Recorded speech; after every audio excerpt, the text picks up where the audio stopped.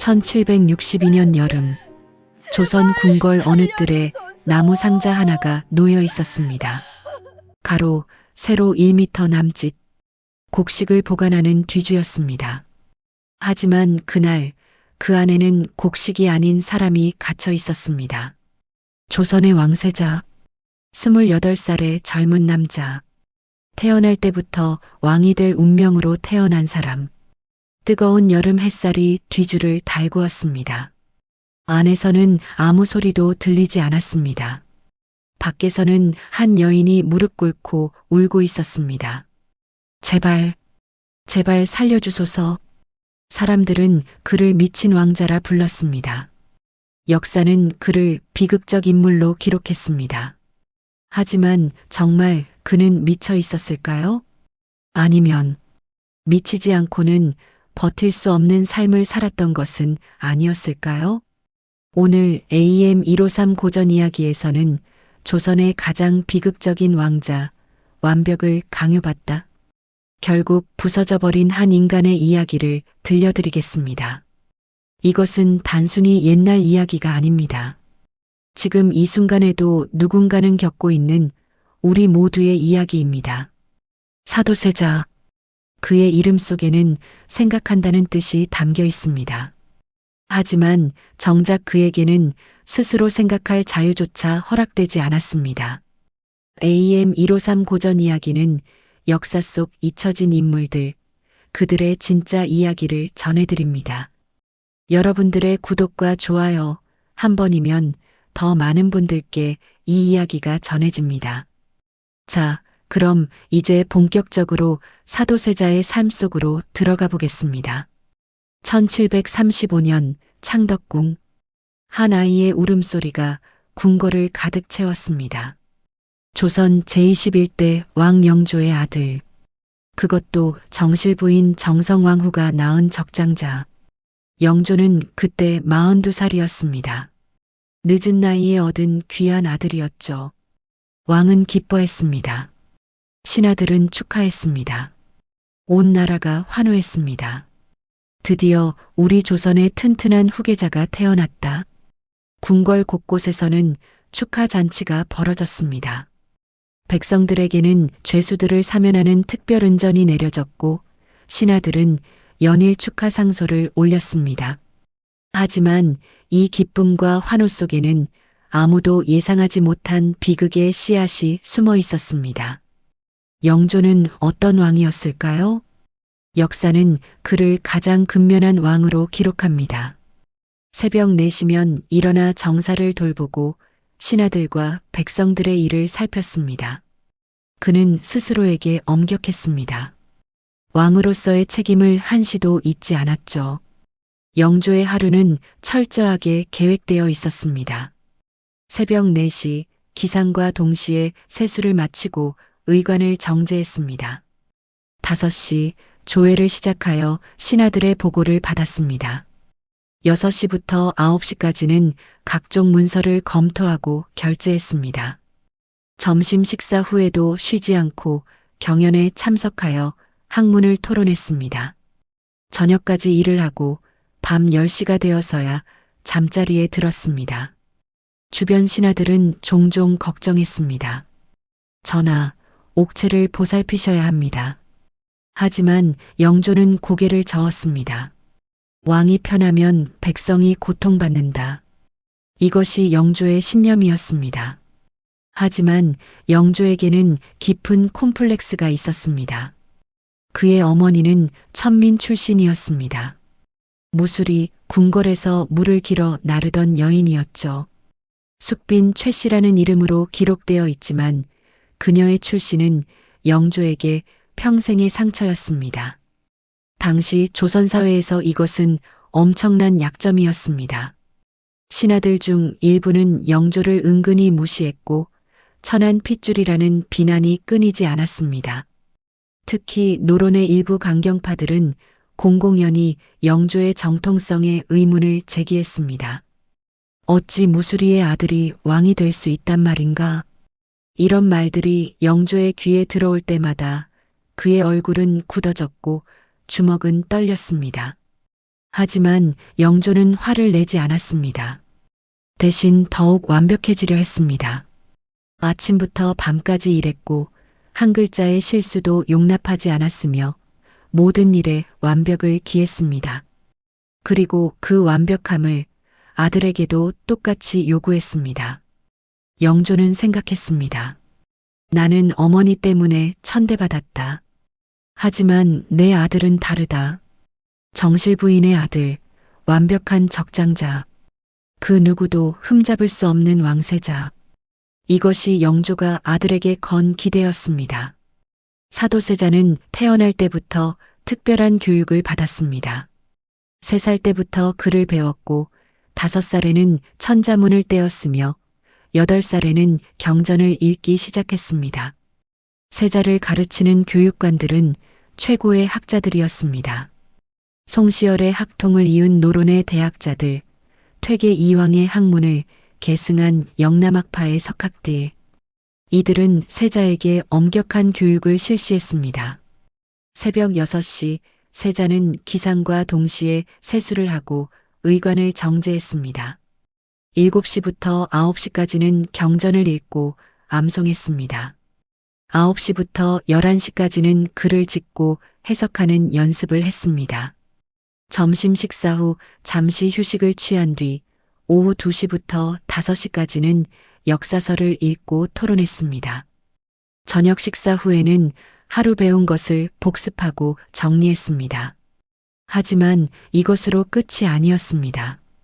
영조는 아들의 교육에 직접 관여했습니다. 하루에도 몇 번씩 세자를 불러 시험했습니다.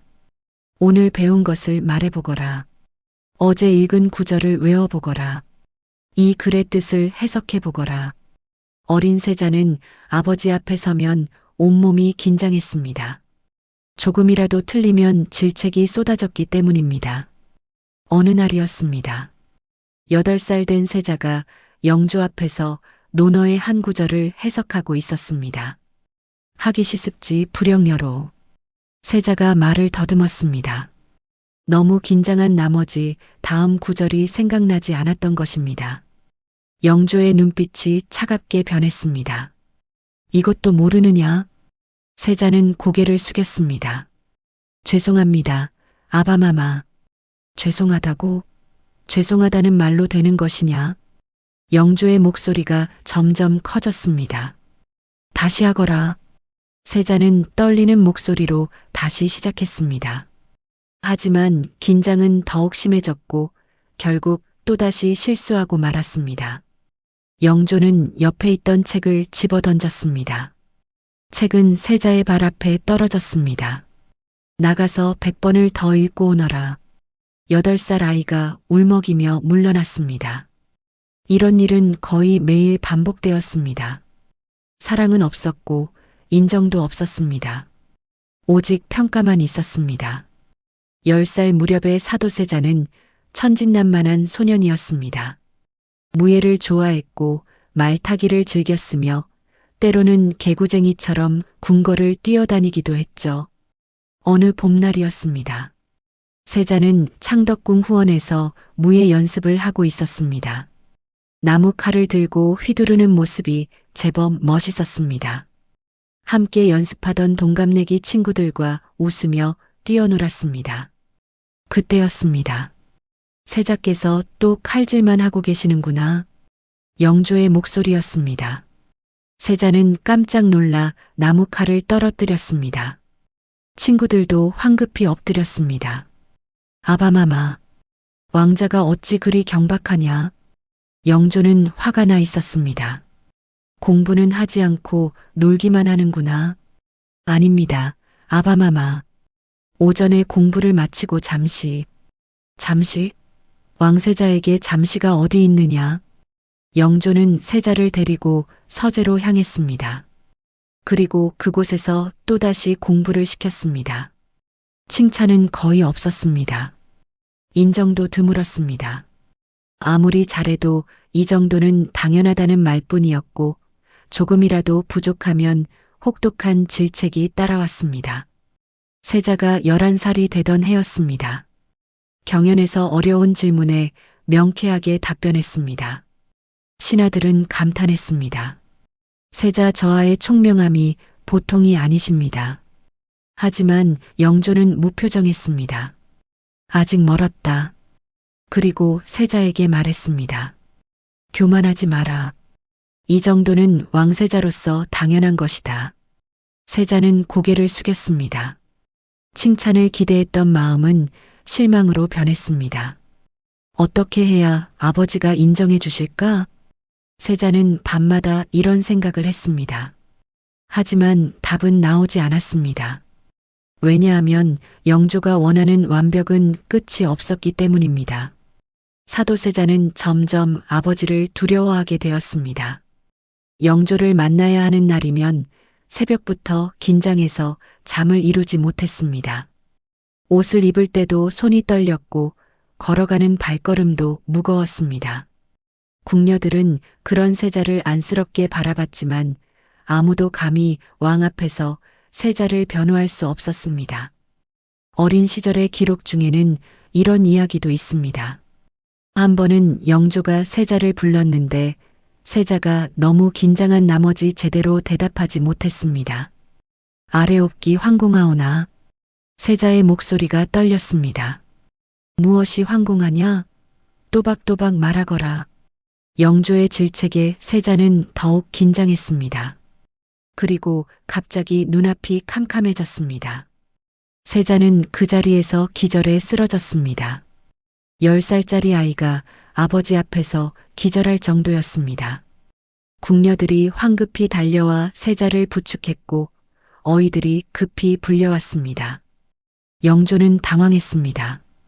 하지만 그는 이것을 세자의 허약함으로 해석했습니다. 몸을 단련해야 한다. 마음이 약하면 몸도 약해지는 법이다. 세자가 기절한 이유는 허약함이 아니었습니다. 극도의 스트레스와 공포 때문이었습니다. 하지만 영조는 이것을 이해하지 못했습니다. 이것은 단순한 엄격함이 아니었습니다. 이것은 공포였습니다. 하지만 영조는 이것이 잘못되었다고 생각하지 않았습니다. 오히려 왕자답게 단련시키는 것이라 여겼죠. 세월이 흐르며 상황은 더 악화되었습니다. 15살이 된 사도세자는 왕세자로서 본격적인 정치 교육을 받기 시작했습니다. 대리청정을 준비하며 국정을 배워야 했죠. 영조의 기대는 더욱 커졌고 요구는 더욱 가혹해졌습니다. 세자는 아침 일찍 일어나 공부하고 낮에는 신하들과 회의하며 저녁에는 다시 아버지 앞에서 하루를 보고해야 했습니다. 조금이라도 실수하면 내가 과연 왕이 될 자격이 있느냐는 질책이 날아왔습니다. 사도세자에게는 쉴 틈이 없었습니다. 실수할 여유도 없었습니다. 그저 완벽해야만 했습니다. 하지만 완벽이란 무엇일까요? 영조가 원하는 완벽은 끝이 없었습니다. 아무리 잘해도 부족하다는 말만 돌아왔습니다. 세자는 점점 지쳐갔습니다. 밤에는 악몽에 시달렸고 낮에는 불안에 떨었습니다. 그는 자신이 무엇을 잘못했는지조차 알 수 없었습니다. 그저 아버지를 만족시키지 못한다는 사실만이 분명했습니다. 어느 날 밤이었습니다. 세자는 악몽에 시달리다 깨어났습니다. 꿈속에서 아버지가 자신을 질책하고 있었습니다. 세자는 식은땀을 흘리며 일어나 앉았습니다. 가슴이 두근거렸고 숨쉬기가 힘들었습니다. 아바마마, 제가 뭘 잘못한 걸까요? 세자는 혼자 중얼거렸습니다. 하지만 답은 없었습니다. 어둠만이 그를 둘러싸고 있었습니다. 1749년 사도세자는 15살이 되었습니다. 이 나이면 조선시대 기준으로는 이미 성인이었습니다. 혼인도 하고 정치에도 참여하는 나이였죠. 영조는 세자에게 대리청정을 맡기기로 결정했습니다. 이제 내가 직접 나라 일을 배워야 한다. 세자에게는 큰 기회였지만 동시에 더 큰 부담이었습니다. 대리청정이란 왕을 대신해 정사를 돌보는 것입니다. 신하들의 보고를 듣고 판단하고 결정해야 했습니다. 첫 대리청정 날이었습니다. 세자는 새벽부터 준비했습니다. 옷을 정갈하게 입고 머리를 단정하게 빗었습니다. 하지만 손은 계속 떨렸습니다. 잘해야 해. 실수하면 안 돼. 세자는 스스로에게 다짐했습니다. 드디어 조회 시간. 신하들이 하나둘 들어왔습니다. 그들은 세자에게 절을 올렸습니다. 세자 저하께 문안들이 옵니다. 세자는 떨리는 목소리로 대답했습니다. 모두 일어나시오. 첫 안건이 상주되었습니다. 한 지방에서 흉년이 들었다는 보고였습니다. 세자는 신중하게 생각했습니다. 곡식을 풀어야 하나? 세금을 감면해야 하나? 세자가 결정을 내리려는 순간 뒤에서 영조의 목소리가 들렸습니다. 잠깐. 영조가 지켜보고 있었던 것입니다. 세자는 깜짝 놀라 돌아봤습니다. 아바마마. 계속하거라. 내가 있는 줄 모르는 것처럼. 하지만 그게 가능할까요? 세자는 아버지가 있다는 것만으로도 긴장되어 생각이 제대로 나지 않았습니다. 결국 세자는 우물쭈물하며 결정을 내리지 못했습니다. 영조가 한숨을 쉬었습니다. 됐다. 물러가거라. 내가 직접 하겠다. 세자는 고개를 숙인 채 물러났습니다. 얼굴은 붉게 달아올랐고 눈시울은 뜨거웠습니다. 처음에는 영조가 옆에서 지켜보며 가르쳤습니다. 하지만 이 가르침은 사실상 끊임없는 비판이었습니다. 세자가 어떤 결정을 내리면 영조는 그것이 옳든 그르든 일단 지적했습니다. 왜 그렇게 판단했느냐? 다른 방법은 생각하지 않았느냐? 그것이 최선이라고 생각하느냐? 세자가 신중하게 답변하면 우물쭈물하지 말고 확실하게 말하거라. 세자가 확신 있게 답변하면 경솔하구나. 더 깊이 생각해야 한다. 무엇을 해도 질책이었습니다. 어느 날은 이런 일도 있었습니다. 세자가 한 신하의 의견을 받아들여 결정을 내렸습니다. 영조가 물었습니다. 왜 그 신하의 말을 따랐느냐? 신의 생각과 일치했기 때문입니다. 내 생각은 무엇이냐? 그 신하가 말한 대로입니다. 그렇다면 그것은 내 생각이 아니라 남의 생각이 아니냐? 세자는 어떻게 대답해야 할지 몰랐습니다. 또 어느 날은 이런 일도 있었습니다. 세자가 신하들의 의견과 다른 결정을 내렸습니다. 영조가 물었습니다. 왜 신하들의 말을 듣지 않았느냐? 신의 생각이 달랐기 때문입니다. 내가 모든 것을 다 아는 것처럼 구는구나. 교만하다. 세자는 혼란스러웠습니다. 신하들의 말을 따르면 자기 생각이 없다고 꾸중하고 자기 생각대로 하면 교만하다고 질책하니 도대체 어떻게 해야 하는 걸까요? 신하들은 이런 상황을 지켜보며 당혹스러워했습니다. 세자는 실제로 총명했고 판단력도 뛰어났습니다. 대신 중 한 명인 홍봉안이 다른 신하에게 조용히 말했습니다. 세자 저하께서는 충분히 능력이 있으신데 대전 앞에서만 그 능력을 발휘하지 못하시는 것 같소? 다른 신하도 고개를 끄덕였습니다. 그렇소. 대전께서 너무 엄하시니. 하지만 아무도 감히 영조에게 이 말을 할 수 없었습니다. 하지만 영조 앞에서는 그 능력을 제대로 발휘할 수 없었습니다. 왜일까요? 공포 때문이었습니다. 사도세자는 이미 아버지 앞에 서는 것만으로도 심리적으로 위축되어 있었습니다. 기록에는 이런 장면이 남아 있습니다. 어느 날 영조가 세자를 불렀습니다. 세자는 옷을 갈아입고 가야 했는데 손이 너무 떨려서 옷고름을 제대로 매지 못했습니다. 궁녀들이 도와주려 했지만 세자는 그조차 제대로 받아들이지 못할 정도로 긴장했습니다. 안 됩니다. 제가 직접 해야 합니다. 세자는 계속 옷을 벗었다 입었다를 반복했습니다. 한번 입어보고는 마음에 들지 않아 다시 벗었고 또 다시 입었다가 또 벗었습니다. 시간은 계속 흘렀고 영조는 기다리고 있었습니다. 궁녀들은 조바심을 냈습니다. 저하, 대정께서 기다리고 계십니다. 알고 있소. 하지만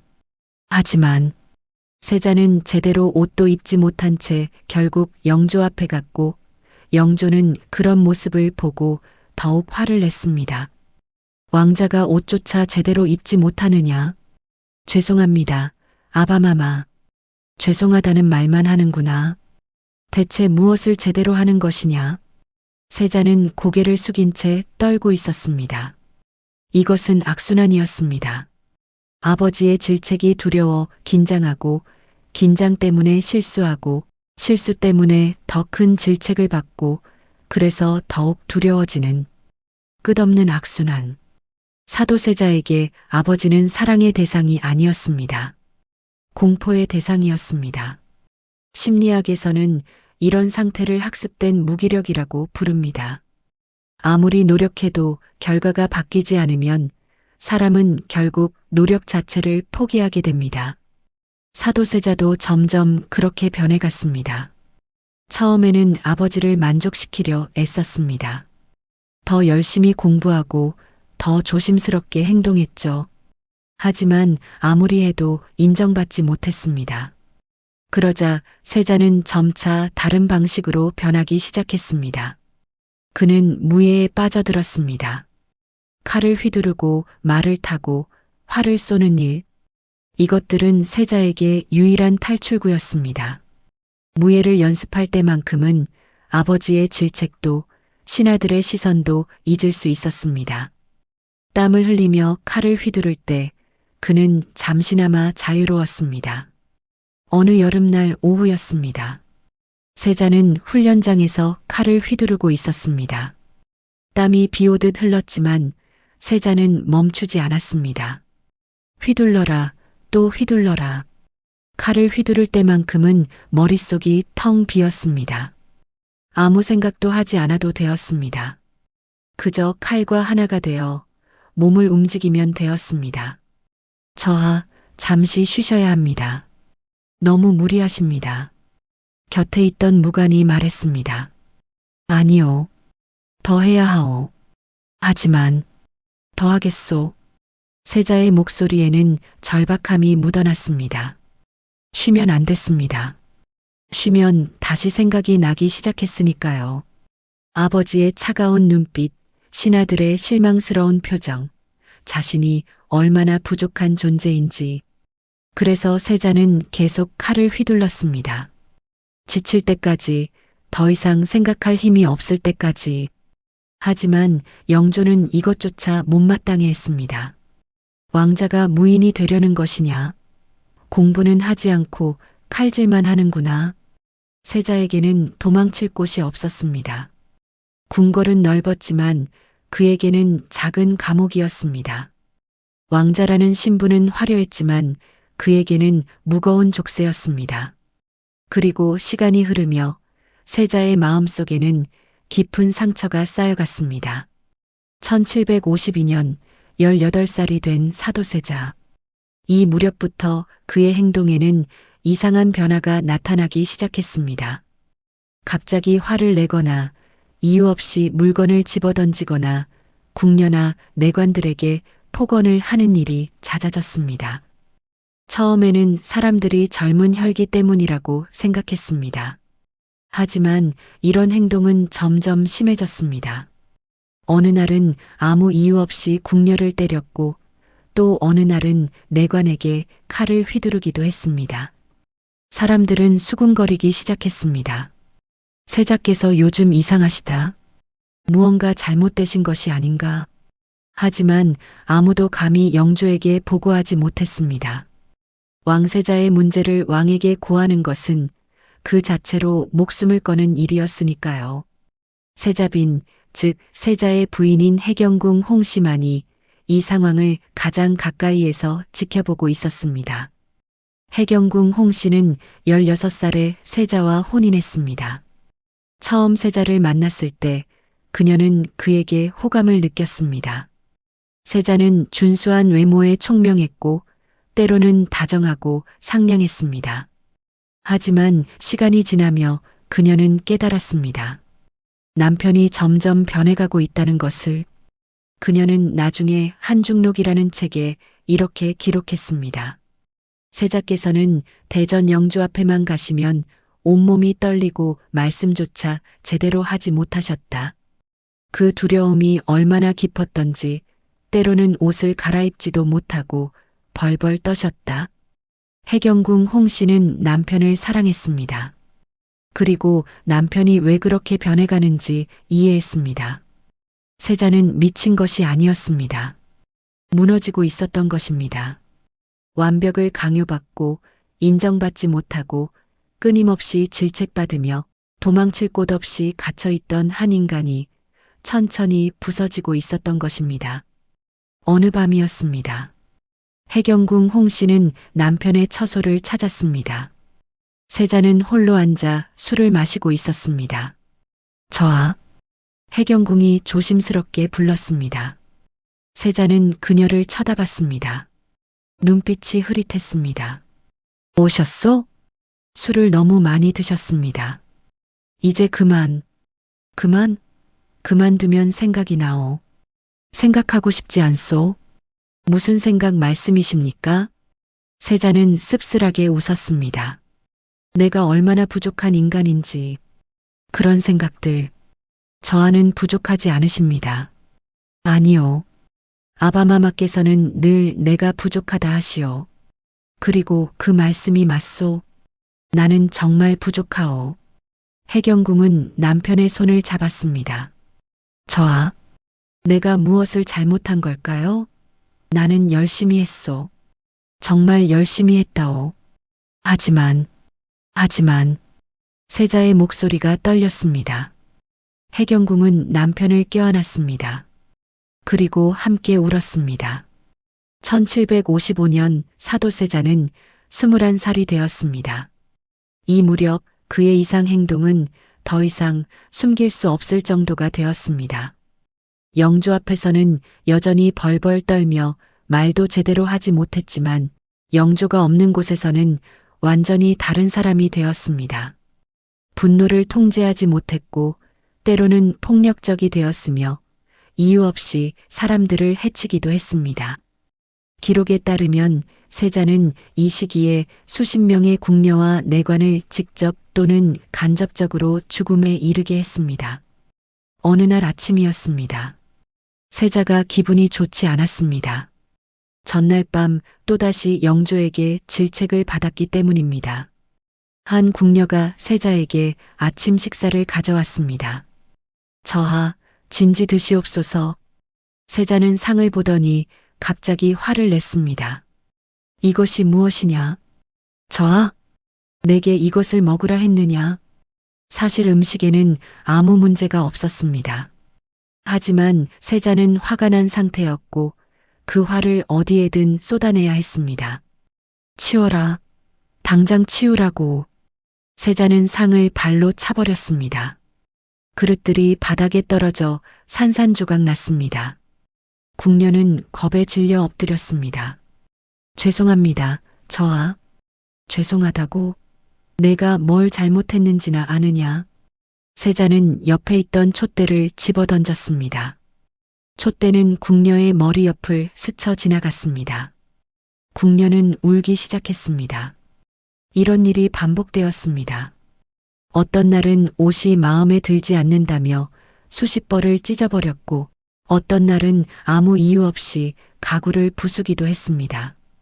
그리고 가장 심각한 것은 사람을 해치는 일이 점점 잦아졌다는 것입니다. 이것은 단순한 성격 문제가 아니었습니다. 심각한 정신적 붕괴였습니다. 현대 심리학으로 분석하면 사도세자는 심각한 외상후, 스트레스 장애 PTSD와 해리성 장애를 겪고 있었을 가능성이 높습니다. 그는 두 개의 인격 사이를 오갔습니다. 하나는 아버지 앞에서 겁에 질려 떠는 무기력한 아들, 또 하나는 누구도 막을 수 없는 분노로 가득 찬 폭력적인 왕자. 이 두 모습은 같은 사람의 다른 면이었습니다. 왜 그랬을까요? 아버지 앞에서 억눌렸던 모든 감정들이 다른 곳에서 폭발했던 것입니다. 영조에게 말 한마디 제대로 못하던 그 분노가 궁녀들과 내관들에게 향했습니다. 스스로를 통제할 수 없다는 무기력함이 다른 사람을 통제하려는 폭력으로 변했습니다. 이것은 희생자가 가해자가 되는 비극적 패턴이었습니다. 해경궁 홍 씨는 이 모든 것을 지켜보며 고통스러워했습니다. 그녀는 남편을 사랑했지만 동시에 남편을 두려워하기도 했습니다. 어떤 날은 상냥하고 다정한 남편이었다가 어떤 날은 폭력적이고 무서운 사람으로 변했으니까요. 그녀는 한중록에 이렇게 적었습니다. 세자께서는 옷을 입는 것조차 힘들어 하셨다. 특히 대전을 뵈러 가실 때면 옷을 여러 번 갈아입으셨는데 조금이라도 불편하면 화를 내시며 찢어버리셨다. 어느 날은 이런 일도 있었습니다. 세자가 영조를 만나러 가기 전이었습니다. 옷을 입는데 옷고름이 마음에 들지 않았습니다. 이게 뭐냐? 세자는 옷을 찢어버렸습니다. 궁녀가 다른 옷을 가져왔습니다. 하지만 그것도 마음에 들지 않았습니다. 아니다. 이것도 아니야. 또 찢어버렸습니다. 이렇게 수십 벌의 옷을 찢어버린 끝에 세자는 결국 제대로 옷도 입지 못한 채 영조 앞에 갔습니다. 그리고 영조에게 또다시 질책을 받았습니다. 이것은 단순한 까다로움이 아니었습니다. 강박 장애의 증상이었습니다. 아버지를 만나러 가는 것이 너무 두려워서 옷이라도 완벽하게 입어야 한다는 강박에 사로잡혔던 것이죠. 하지만 아무리 완벽하게 준비해도 영조 앞에서는 결국 질책만 돌아왔습니다. 이 좌절이 반복되며 세자의 정신은 점점 더 깊이 무너졌습니다. 1757년 무렵 상황은 더욱 악화되었습니다. 세자는 밤에 궁궐을 몰래 빠져나가기 시작했습니다. 미복을 하고 도성 안을 돌아다니며 술을 마시고 사람들과 어울렸습니다. 때로는 기방에 가기도 했고 때로는 거리를 떠돌기도 했습니다. 어느 밤이었습니다. 세자는 검은 옷을 입고 궁궐담을 넘었습니다. 몇몇 측근 내관들만 데리고 갔습니다. 거리에는 사람들이 많았습니다.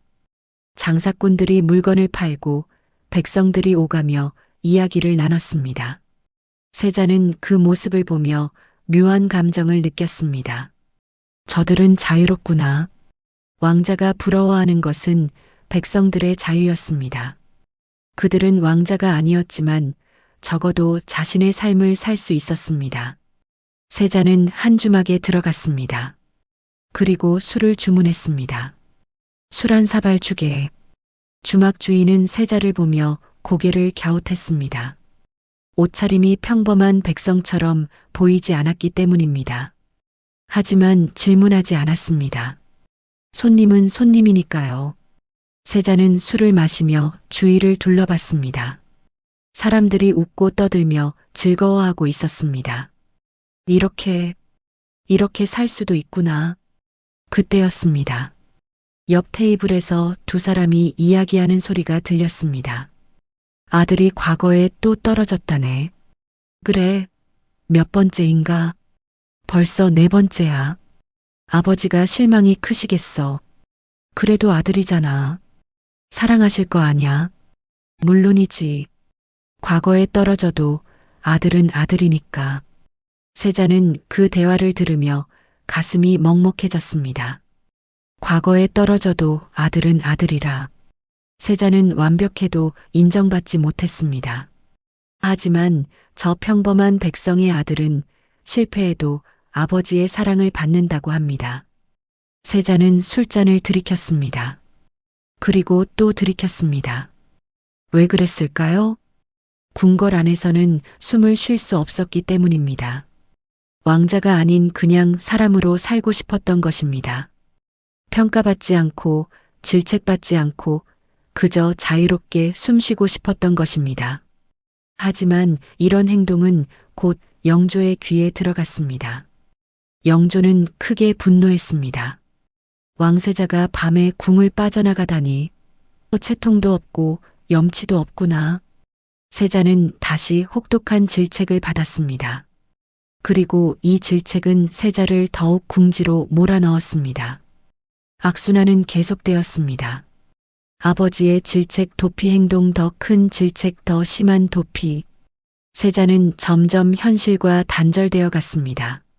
어떤 날은 하루 종일 방에 틀어박혀 나오지 않았고 어떤 날은 의미 없는 행동을 반복했습니다. 옷을 입었다 벗었다를 수십 번 반복하거나 같은 말을 계속 중얼거리기도 했습니다. 나는 부족하다. 부족해. 세자는 혼자 중얼거렸습니다. 아바마마의 말씀이 맞다. 나는 왕이 될 수 없다. 신하들은 걱정하기 시작했습니다. 세자께서 정상이 아니신 것 같습니다. 하지만 누구도 감히 영조 앞에서 이 말을 하지 못했습니다. 왕세자를 비정상이라고 말하는 것은 왕실의 권위를 부정하는 것이고 자칫하면 역모로 몰릴 수도 있었으니까요. 그래서 모두가 침묵했습니다. 문제는 점점 커졌지만 아무도 해결하려 하지 않았습니다. 그리고 영조 역시 문제의 심각성을 깨닫지 못했습니다. 아니, 깨닫고 싶지 않았는지도 모릅니다. 자신의 아들이 정신적으로 무너지고 있다는 사실을, 그것이 자신의 가혹한 교육 때문일 수 있다는 사실을 인정하고 싶지 않았던 것입니다. 대신 영조는 이렇게 생각했습니다. 더 엄하게 다스려야 한다.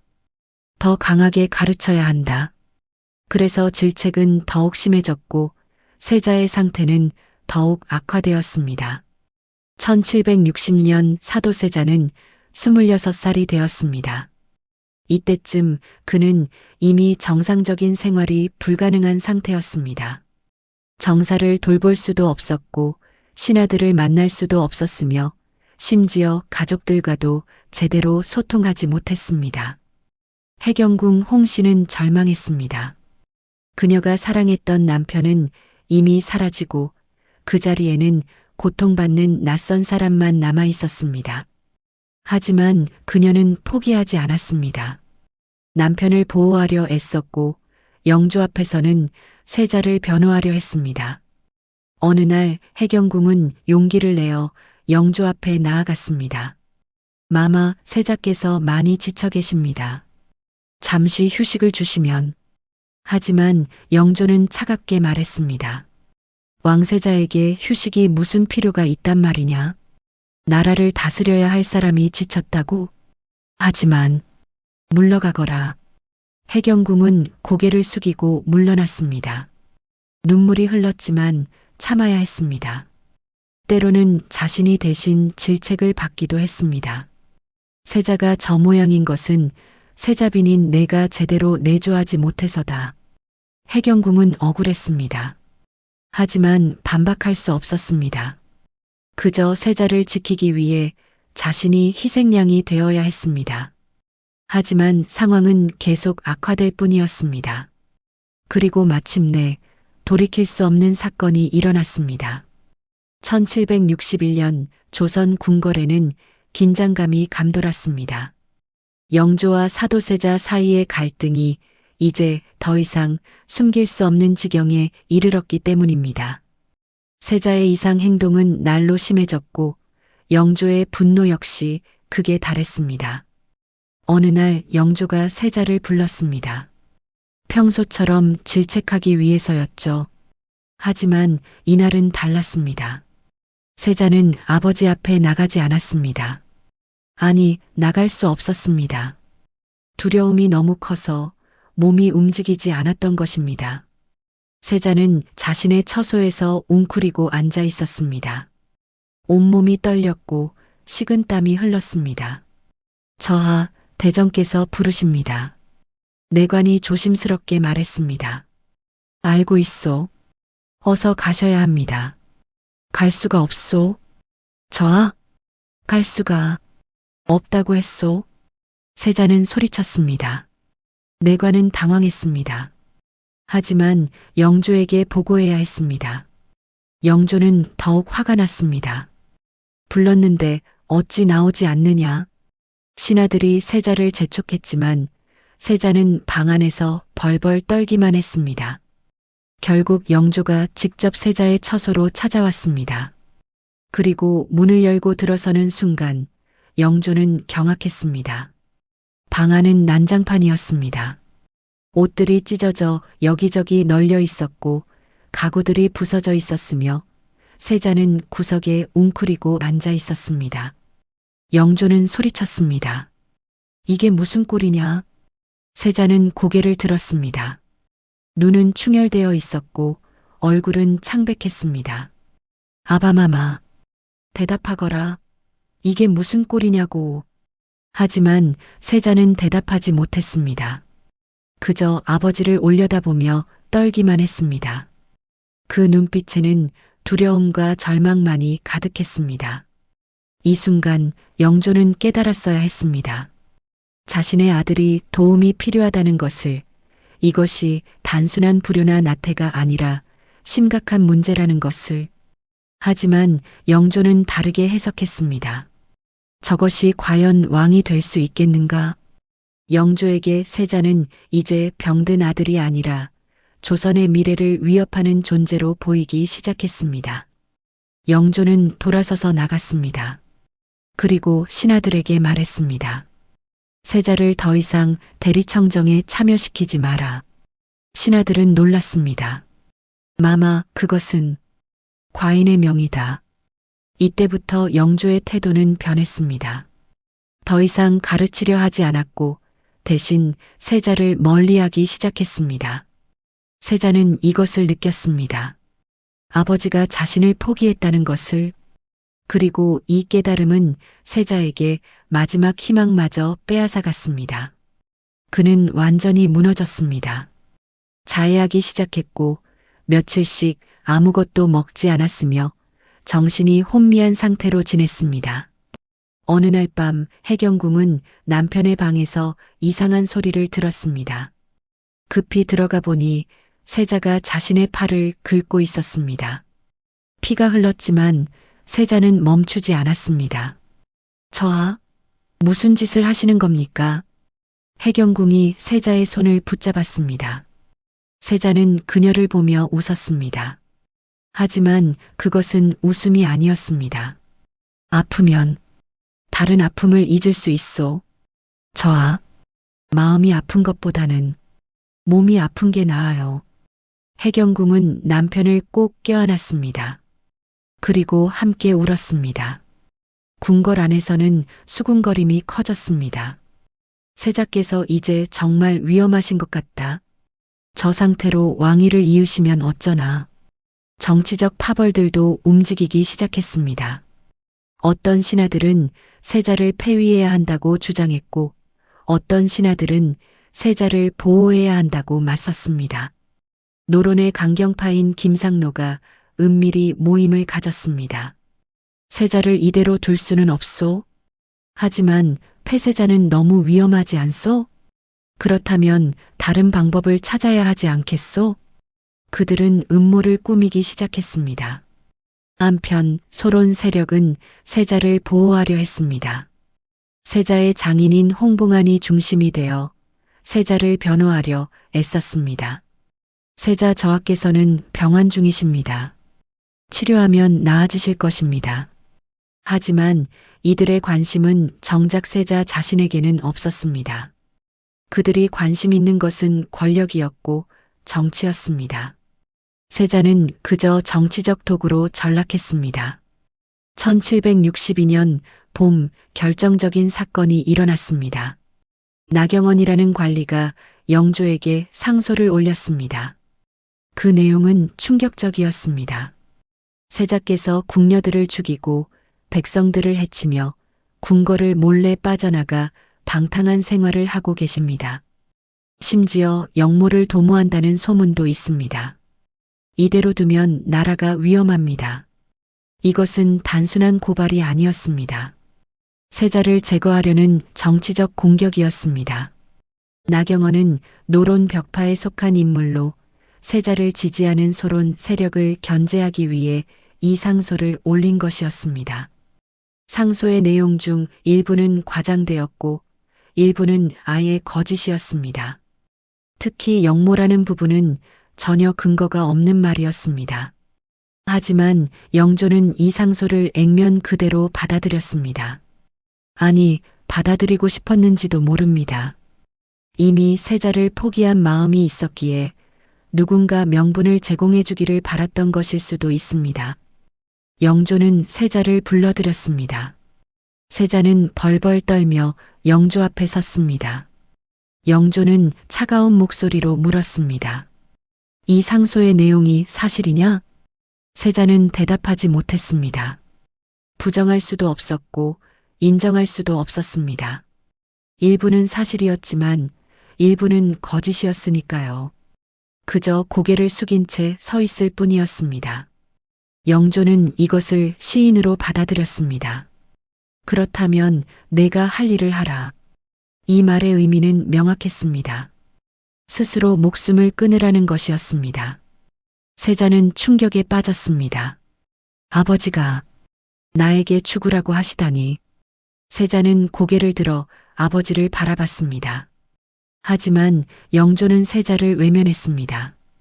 그 순간 세자는 깨달았습니다. 아버지는 이미 자신을 아들로 보지 않는다는 것을. 해경궁 홍씨는 영조 앞에 엎드려 애원했습니다. 마마, 제발 세자를 살려주소서. 병을 고칠 기회를 주소서. 영조의 장인인 홍봉안도 나섰습니다. 전하, 세자 저하께서는 아직 젊으십니다. 치료하면 충분히 나아지실 수 있습니다. 다른 신하들도 간청했습니다. 전하, 부자지간에 어찌 이럴 수 있습니까? 하지만 영조는 듣지 않았습니다. 다들 물러가라. 과인의 마음은 정해졌다. 며칠 동안 궁궐은 혼란에 빠졌습니다. 세자는 아버지의 명령을 따르지 않았습니다. 죽을 수 없었습니다. 아직 살고 싶었고 아버지의 인정을 받고 싶었으며 자신이 잘못한 것이 무엇인지 이해하고 싶었습니다. 어느 날 밤 세자는 해경궁에게 말했습니다. 나는 무엇을 잘못한 것일까요? 해경궁은 대답할 수 없었습니다. 저하께서는 잘못하신 게 없습니다. 그렇다면 왜 아바마마께서는? 세자의 목소리가 떨렸습니다. 나는 열심히 했소. 정말 열심히 했다오. 하지만 늘 부족하다는 말씀만. 해경궁은 남편의 손을 잡았습니다. 저도 알고 있습니다. 저하께서 얼마나 노력하셨는지. 그런데 왜 나는 인정받지 못하는 걸까요? 세자는 울었습니다. 28살의 남자가, 조선의 왕세자가 아이처럼 울었습니다. 하지만 영조는 기다리지 않았습니다. 그리고 마침내 영조는 최후의 결정을 내렸습니다. 1762년 윤호월 13일, 조선의 역사에서 가장 비극적인 날 중 하나가 시작되었습니다. 그날 아침은 유난히 더웠습니다. 여름이 시작되는 계절, 햇살은 뜨거웠고 공기는 무거웠습니다. 영조는 더 이상 기다리지 않기로 했습니다. 세자가 스스로 목숨을 끊지 않는다면 다른 방법을 써야 했습니다. 하지만 왕세자를 직접 처형할 수는 없었습니다. 그것은 왕실의 권위를 스스로 무너뜨리는 일이었고 역사에 씻을 수 없는 오점을 남기는 일이었습니다. 영조는 한 가지 방법을 생각해냈습니다. 뒤조, 곡식을 보관하는 나무 상자였습니다. 영조는 명령했습니다. 세자를 뒤주에 가두어라. 그 명령을 들은 신하들은 경악했습니다. 좌의정 홍봉안이 앞으로 나섰습니다. 마마, 그것만은 안 됩니다. 왜 안 되는가? 세자는 아직 전하의 아들이옵니다. 어찌 그런 아들이라고? 저것이 과인의 아들이란 말이냐? 영조의 목소리가 떨렸습니다. 저것은 조선을 위협하는 존재다. 제거해야 한다. 다른 신하들도 엎드려 간청했습니다. 전하, 제고하소서. 부자지간에 어찌 이럴 수 있습니까? 하지만 영조는 단호했습니다. 과인의 명이다. 따르라. 군사들이 세자를 끌고 왔습니다. 세자는 저항하지 않았습니다. 이미 모든 것을 포기한 상태였습니다. 그는 비틀거리며 걸었습니다. 며칠 동안 제대로 먹지도 자지도 못했기 때문입니다. 뒤주가 준비되었습니다. 가로세로 각각 약 1미터 남짓한 작은 상자였습니다. 성인 남자가 들어가기에는 너무 좁았습니다. 몸을 웅크려야만 겨우 들어갈 수 있었습니다. 세자는 뒤주 앞에 섰습니다. 그리고 주위를 둘러봤습니다. 궁녀들은 울고 있었고 신하들은 고개를 숙이고 있었으며 해경궁은 기절한 상태로 궁녀들에게 부축받고 있었습니다. 세자는 마지막으로 아버지를 바라봤습니다. 영조는 높은 곳에 서서 내려다보고 있었습니다. 세자가 입을 열었습니다. 아바마마. 영조는 대답하지 않았습니다. 신이 무엇을 잘못했습니까? 여전히 대답이 없었습니다. 신은 아바마마를 사랑했습니다. 그 말에 영조의 눈빛이 흔들렸습니다. 하지만 고개를 돌렸습니다. 아들의 눈을 마주칠 수 없었던 것입니다. 세자는 깊은 한숨을 쉬었습니다. 그리고 스스로 뒤주 안으로 들어갔습니다. 몸을 최대한 웅크렸지만 그래도 좁았습니다. 무릎을 가슴에 붙이고 고개를 숙여야 했습니다. 숨쉬기조차 힘들었습니다. 뚜껑이 닫히기 전 세자는 마지막으로 하늘을 보았습니다. 파란 하늘에 구름이 흘러가고 있었습니다. 아, 자유롭구나. 세자는 생각했습니다. 뚜껑이 닫혔습니다. 그리고 자물쇠가 채워졌습니다. 순간 모든 것이 어둠에 잠겼습니다. 바깥의 소리도 희미하게 들렸습니다. 세자는 어둠 속에서 생각했습니다. 이제 끝인가? 바깥에는 여름 햇살이 뜨겁게 내리쬐고 있었습니다. 윤오월 조선에서 가장 더운 계절이었습니다. 뒤주안은 곧 찜통이 되었습니다. 공기가 부족했고 열기는 숨을 막았으며 좁은 공간에서 움직일 수조차 없었습니다. 시간이 흐르며 세자는 점점 의식이 흐려졌습니다. 목이 말랐습니다. 숨쉬기가 힘들었습니다. 온몸이 땀으로 젖었습니다.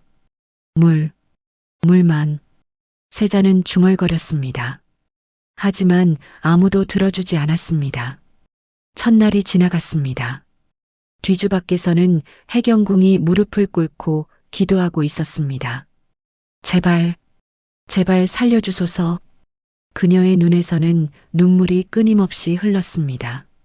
신하들도 영조에게 계속 간청했습니다. 전하, 이제 그만 꺼내주소서. 하지만 영조는 고개를 저었습니다. 아직이다. 둘째 날, 뒤주 안의 열기는 더욱 심해졌습니다. 세자는 물 한 모금, 음식 한 점 받지 못했습니다. 탈수가 시작되었고 의식은 점점 흐려졌습니다. 세자는 혼미한 의식 속에서 과거를 떠올렸습니다. 어린 시절, 처음 글을 배우던 날, 아버지가 잠깐 미소 지어주셨던 순간, 해경궁과 처음 만났던 날, 그때는 좋았는데, 셋째 날, 이제 뒤주 안에서는 거의 소리가 들리지 않았습니다. 세자는 이미 제대로 의식을 유지하지 못하고 있었습니다. 신하들은 영조에게 간청했습니다. 마마, 이제 그만 꺼내주소서. 세자께서 죽으시면 조선의 후사가 없게 됩니다. 하지만 영조는 여전히 고개를 저었습니다. 세자에게는 아들이 있지 않은가? 왕손이 있다. 신하들은 말문이 막혔습니다. 영조는 이미 세자를 버리고 손자인 정조에게 희망을 걸고 있었던 것입니다. 넷째 날, 뒤주안은 완전히 조용해졌습니다. 해경궁은 계속 기도했습니다. 부처님, 하느님, 제발. 그녀는 모든 신에게 빌었습니다. 남편을 살려달라고. 다섯째 날, 여섯째 날, 일곱째 날, 뒤주 안에서는 더 이상 아무 소리도 들리지 않았습니다. 그리고 여덟째 날인 윤오월 21일, 영조가 명령했습니다. 뒤주를 열어라. 신하들이 급히 달려가 자물쇠를 열었습니다. 뚜껑이 열렸습니다. 세자는 이미 숨이 끊어진 상태였습니다. 28살의 젊은 나이에 왕자의 신분으로 아버지의 명령으로 나무 상자 안에서 죽었습니다. 뒤주에서 꺼내진 세자의 시신은 처참했습니다. 몸은 웅크린 채 굳어 있었고 얼굴은 고통으로 일그러져 있었습니다. 피부는 탈수로 주름져 있었고 입술은 갈라져 있었습니다. 그를 본 사람들은 모두 고개를 돌렸습니다. 차마 직시할 수 없는 모습이었습니다. 해경궁 홍씨는 남편의 시신 앞에 무너졌습니다. 아니, 안 돼요. 그녀는 남편의 시신을 껴안았습니다. 이미 차갑게 식은 몸이었습니다. 왜 이래야 했어요? 그녀는 울부짖었습니다. 당신은 잘못한 게 없는데. 주변 사람들도 모두 울었습니다. 한 나라의 왕세자가 이렇게 비참하게 죽었습니다. 하지만 이미 모든 것이 끝나 있었습니다. 영조는 세자의 시신을 보지 않았습니다. 그는 돌아서서 자신의 처소로 돌아갔습니다. 그의 얼굴에는 어떤 감정도 드러나지 않았습니다. 하지만 그날 밤 영조의 처소에서는 이상한 소리가 들렸다고 합니다. 누군가 흐느끼는 소리. 영조의 측근 내관이 나중에 증언했습니다. 그날 밤 대정께서 혼자 우시는 소리를 들었습니다. 아들아, 아들아, 하시며 아들을 죽인 아버지의 울음소리였을까요? 아니면 왕으로서의 책임을 다한 자의 안도였을까요? 아무도 알 수 없습니다. 사도세자의 죽음은 조용히 처리되었습니다. 공식 기록에는 병으로 죽었다고만 적혔습니다. 뒤주에 갇혀 죽었다는 사실은 철저히 감춰졌습니다. 신하들에게는 함구령이 내려졌고 목격자들은 입을 다물어야 했습니다. 세자의 장례도 조용히 치러졌습니다. 왕세자의 장례치고는 너무나 초라했습니다. 영조는 장례식에 참석하지 않았습니다. 대신 어린 손자 정조를 보냈습니다. 11살의 정조는 아버지의 관 앞에 섰습니다. 그리고 조용히 눈물을 흘렸습니다. 아버지, 왜 이렇게 되셨습니까? 그때 정조는 다짐했습니다. 언젠가 아버지의 명예를 꼭 회복하겠습니다. 그렇게 사도세자는 역사 속으로 사라졌습니다. 하지만 진실은 영원히 숨길 수 없었습니다. 해경궁 홍씨가 훗날 한중록을 통해 이 비극적인 사건의 전말을 기록했기 때문입니다. 그녀는 책에서 이렇게 썼습니다. 세자께서는 태어날 때부터 불행하셨다. 아버지의 사랑을 받고 싶었지만 받을 수 없었고, 인정받고 싶었지만 인정받을 수 없었으며, 살고 싶었지만 살 수 없었다. 그분은 미친 것이 아니었다. 단지 견딜 수 없는 고통 속에서 천천히 부서져 갔을 뿐이다. 이것이 사도세자의 삶이었습니다.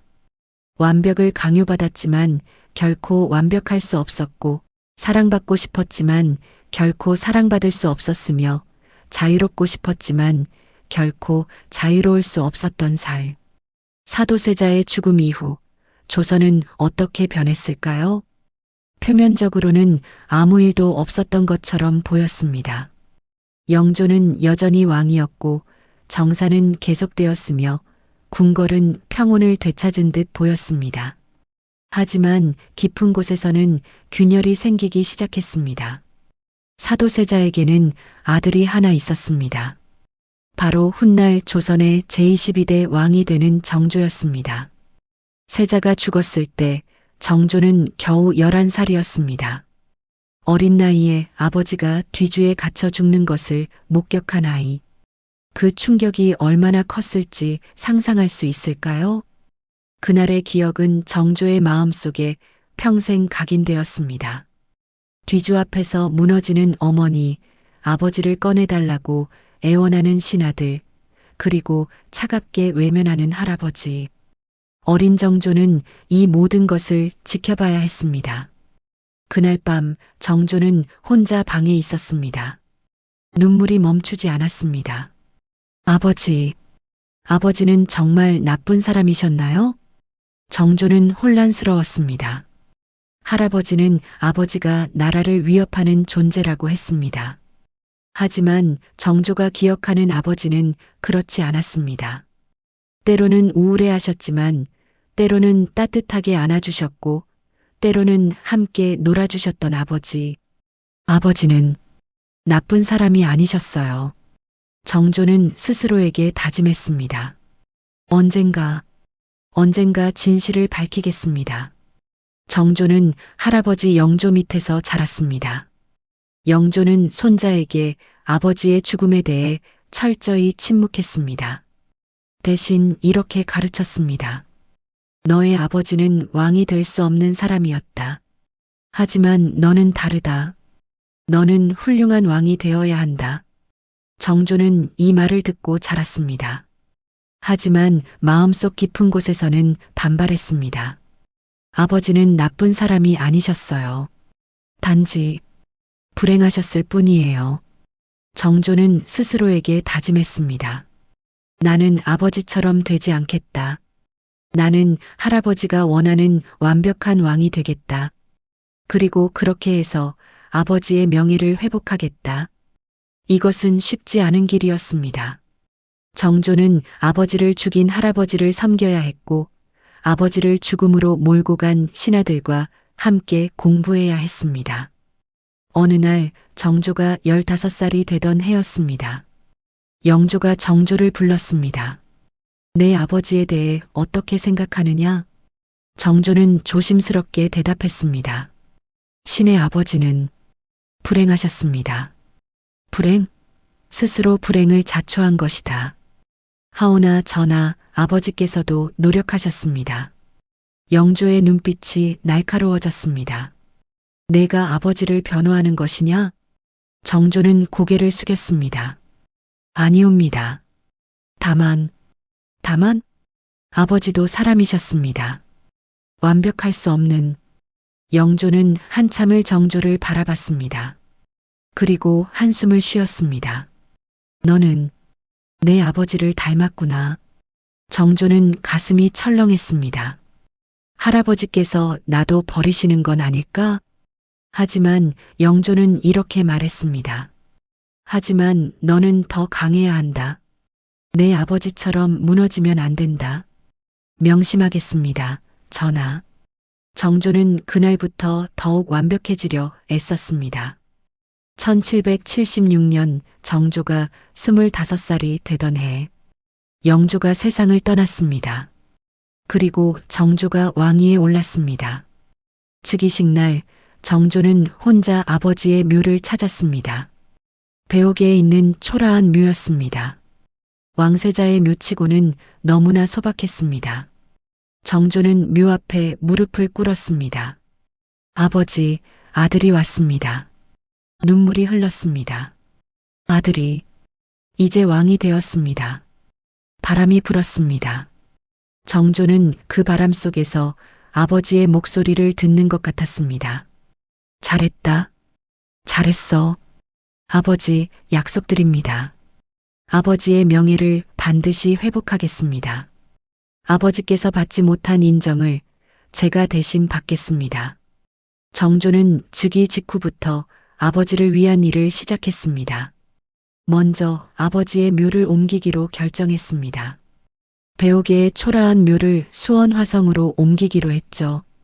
신하들은 반대했습니다. 전하, 선왕 영조께서 정하신 곳입니다. 옮기는 것은 선왕의 뜻을 거스르는 것입니다. 하지만 정조는 단호했습니다. 아버지는 왕세자이셨다. 왕세자의 묘가 저렇게 초라해서는 안 된다. 정조는 풍수지리를 연구하여 최고의 명당을 찾았습니다. 그리고 1789년 사도세자의 묘를 수원 화성으로 옮겼습니다. 새 묘의 이름은 융릉이었습니다. 융성할 융자를 써서 아버지가 하늘에서라도 영화롭기를 바라는 마음을 담았습니다. 하지만 정조는 여기서 멈추지 않았습니다. 그는 융릉 근처에 새로운 도시를 건설하기로 했습니다. 바로 화성입니다. 신하들은 의아해했습니다. 전하, 왜 갑자기 새 도시를 만드시려는 겁니까? 정조는 대답했습니다. 수원은 조선의 중심이 될 것이다. 나는 이곳에 자주 행차할 것이며 훗날 이곳이 새로운 수도가 될 수도 있다. 하지만 진짜 이유는 따로 있었습니다. 아버지 곁에 있고 싶었던 것입니다. 정조는 화성 건설에 막대한 예산과 인력을 투입했습니다. 1794년부터 1796년까지 3년에 걸쳐 조선 최고의 건축 기술을 동원하여 화성을 완성했습니다.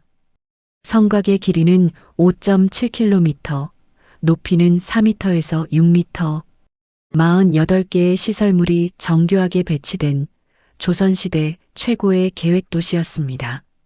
정조는 화성을 완성한 후 자주 그곳을 찾았습니다. 공식적으로는 행차였지만 실제로는 아버지의 묘를 참배하기 위해서였습니다. 1795년 정조는 어머니 해경궁 홍씨의 회갑을 맞아 성대한 잔치를 화성에서 열었습니다. 8일 동안 이어진 이 잔치는 조선 역사상 가장 화려한 행사 중 하나였습니다. 하지만 정조의 진짜 목적은 따로 있었습니다. 세상 사람들에게 보여주고 싶었던 것입니다. 보십시오. 이것이 사도세자의 아들이 만든 것입니다. 이것이 사도세자의 어머니를 위한 잔치입니다. 사도세자는 결코 부끄러운 존재가 아닙니다. 정조는 또한 아버지의 호칭을 바꾸었습니다. 사도세자라는 이름은 비록 나쁜 의미는 아니었지만 비극적 의미로 쓰이고 있었습니다. 정조는 아버지에게 장원세자라는 새로운 호칭을 올렸습니다. 그리고 장원이라는 시호를 더했습니다. 장은 엄숙하고 장중하다는 뜻이고 헌은 드러내고 바친다는 뜻이었습니다. 이것은 아버지를 단순히 불행한 왕자가 아니라 존경받아야 할 인물로 재평가하려는 시도였습니다. 정조는 현룡원지라는 책도 편찬했습니다. 현룡원은 융릉의 다른 이름이었습니다. 이 책에는 융릉의 조성 과정과 의미가 자세히 기록되어 있었습니다. 그리고 그 속에는 아버지에 대한 정조의 그리움이 가득했습니다. 하지만 정조 역시 평생 고통받았습니다. 아버지를 죽인 할아버지를 섬겨야 했고 아버지를 죽음으로 몰고 간 신하들과 함께 정치를 해야 했습니다. 특히 노론 벽파의 신하들은 정조가 아버지를 위해 하는 모든 일을 견제했습니다. 전하께서 너무 선왕사도세자를 추승하십니다. 이는 선선왕 영조의 결정을 부정하는 것입니다. 정조는 그들과 끊임없이 싸워야 했습니다. 이 모순 속에서 정조는 어떻게 살았을까요? 그는 완벽한 왕이 되려 애썼습니다. 실수하지 않으려 했고 누구에게도 빌미를 주지 않으려 했으며 아버지처럼 무너지지 않으려 했습니다. 정조는 하루에 4시간만 잤습니다. 새벽 4시에 일어나 책을 읽고 5시부터 조회를 시작했습니다. 낮에는 정사를 돌보고 저녁에는 학자들과 토론했습니다. 밤늦게까지 글을 쓰고 정책을 연구했습니다. 신하들이 걱정했습니다. 전하, 옥체를 보살피셔야 합니다. 하지만 정조는 대답했습니다. 나는 쉴 수 없다. 내가 쉬면 아버지의 명예 회복이 멈춘다. 정조는 자신을 채찍질했습니다. 더 완벽해져야 한다. 그래야 아버지가 부끄럽지 않은 아들이 된다. 하지만 그 과정에서 정조 자신도 깊은 상처를 안고 살았습니다. 어느 날 밤 정조는 혼자 융릉을 찾았습니다. 달빛만이 비추는 밤이었습니다. 정조는 아버지의 묘 앞에 앉았습니다. 아버지, 바람이 불었습니다. 아들이 지쳐갑니다. 정조는 눈물을 흘렸습니다. 아버지의 명예를 회복하려 애쓰는데 사람들은 제가 선왕을 부정한다고 합니다. 백성들을 위해 정치를 하려는데 신하들은 제 발목을 잡습니다. 아버지, 저도 힘듭니다.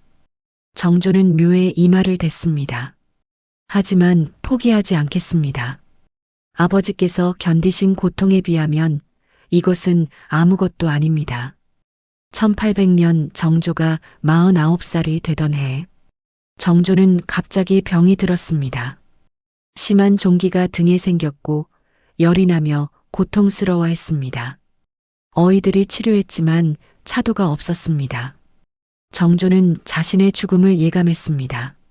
마지막으로 육릉에 가고 싶었지만 몸이 너무 아파서 갈 수 없었습니다. 대신 육릉 쪽을 바라보며 말했습니다. 아버지, 이제 아들이 갑니다. 그리고 며칠 후 정조는 세상을 떠났습니다. 겨우 49의 나이였습니다. 공식 기록에는 병으로 죽었다고 되어 있지만 일부 학자들은 과로와 스트레스가 원인이었다고 봅니다. 평생을 완벽해지려 애쓰다가 결국 지쳐 쓰러진 것입니다. 아버지처럼 정조의 죽음 이후 조선은 다시 혼란에 빠졌습니다. 노론 벽파가 권력을 장악했고 정조가 추진했던 개혁은 대부분 중단되었습니다. 하지만 정조가 남긴 것들은 사라지지 않았습니다. 화성은 그대로 남았고 육릉도 그 자리에 있었습니다. 그리고 무엇보다 정조가 남긴 수많은 기록들이 남았습니다. 사도세자의 이야기는 정조에서 끝나지 않았습니다. 해경궁 홍씨가 한중록을 남겼기 때문입니다. 정조가 죽고 5년 후 해경궁 홍씨는 이미 노년이 되어 있었습니다.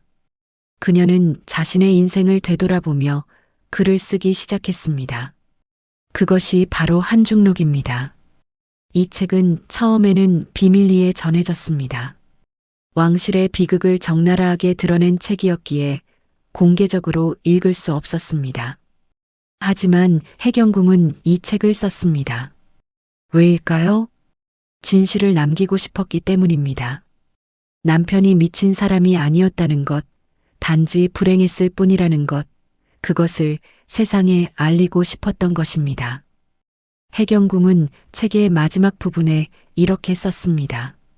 세상 사람들은 세자를 미친 사람이라 하지만 나는 안다. 세자는 단지 사랑받지 못한 사람이었을 뿐이다. 완벽을 강요받고 인정받지 못하고 결국 부서진 사람이었을 뿐이다.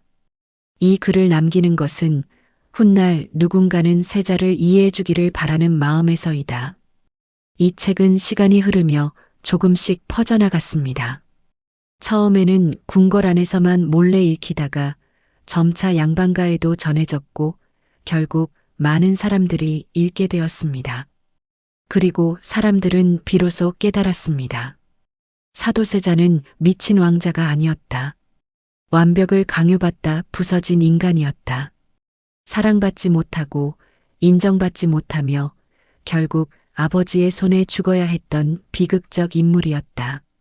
1762년 여름 한 왕자가 죽었습니다. 나무 상자 안에서 뜨거운 열기 속에서 아버지의 명령으로 그는 왕이 되지 못했습니다. 사람들의 기억 속에서 그는 미친 왕자로 남았습니다. 하지만 정말 그는 미쳤을까요? 지금 우리는 압니다.